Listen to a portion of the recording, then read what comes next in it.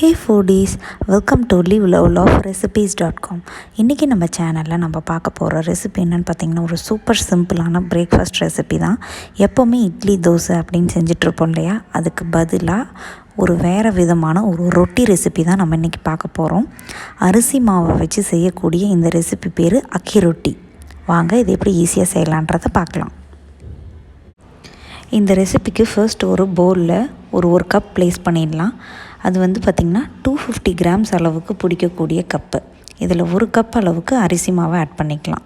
இந்த அளவுக்கு அரிசி மாவை ஆட் பண்ணி செஞ்சோம் அப்படின்னா நமக்கு கிட்டத்தட்ட 6லேருந்து 7 ரொட்டி கிடைக்கும். இப்போ அது கூடயே தேவையான அளவு உப்பும் ஒரு 1 டீஸ்பூன் அளவுக்கு ஜீரகமும் ஆட் பண்ணிக்கப்புறம் அதுக்கப்புறமா பார்த்திங்கன்னா நல்லா பொடியாக நறுக்கி வச்சுருக்கிற வெங்காயம் ஒரு 2 பெரிய சைஸ் வெங்காயமும் கருவேப்பிலை ஒரு கைப்பிடி அளவுக்கு கொத்தமல்லி இது எல்லாத்தையுமே ஆட் பண்ணிக்க போகிறோம். உங்களுக்கு வேணும்னா பிடிக்கும் அப்படின்னு நினச்சிங்கன்னா இஞ்சியும் ஆட் பண்ணிக்கலாம். காரத்துக்கு 2 பச்சை மிளகாவை விதை நீக்கி அதையும் ஆட் பண்ணிக்கோங்க.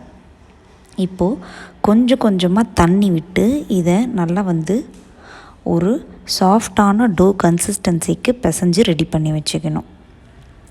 எனக்கு பார்த்திங்கன்னா இந்த 1 கப் அரிசி மாவுக்கு கிட்டத்தட்ட 3/4 கப் அளவுக்கு தண்ணி தேவைப்பட்டது.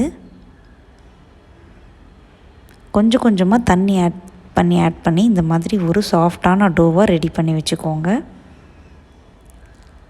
அதுக்கப்புறமா ஒரு வாழை இலையை நல்லா ஹீட் பண்ணிவிடுங்க ஃபஸ்ட்டு.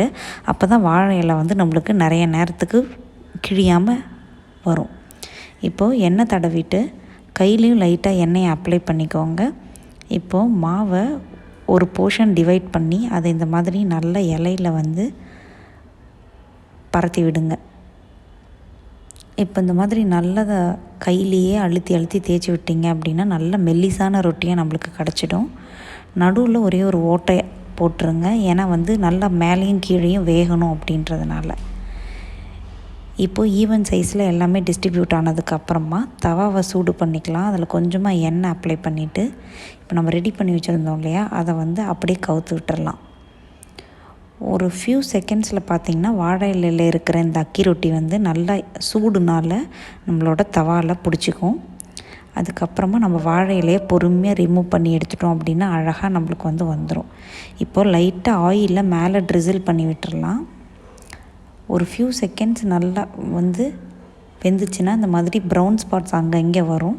அதுக்கப்புறமா நம்ம திருப்பி போட்டு வெளியில் எடுத்து கார சட்னி தேங்காய் சட்னி எந்த சட்னி கூட வேணாலும் இதை சர்வ் பண்ணோம் அப்படின்னா ரொம்ப சூப்பராக இருக்கும். நான் இன்றைக்கி தேங்காய் சட்னி தான் யூஸ் பண்ணியிருக்கேன். கண்டிப்பாக இந்த ரெசிபியை நீங்களும் ட்ரை பண்ணி பார்த்துட்டு எப்படி வந்ததுன்றதை கமெண்ட்ஸில் சொல்லுங்கள்.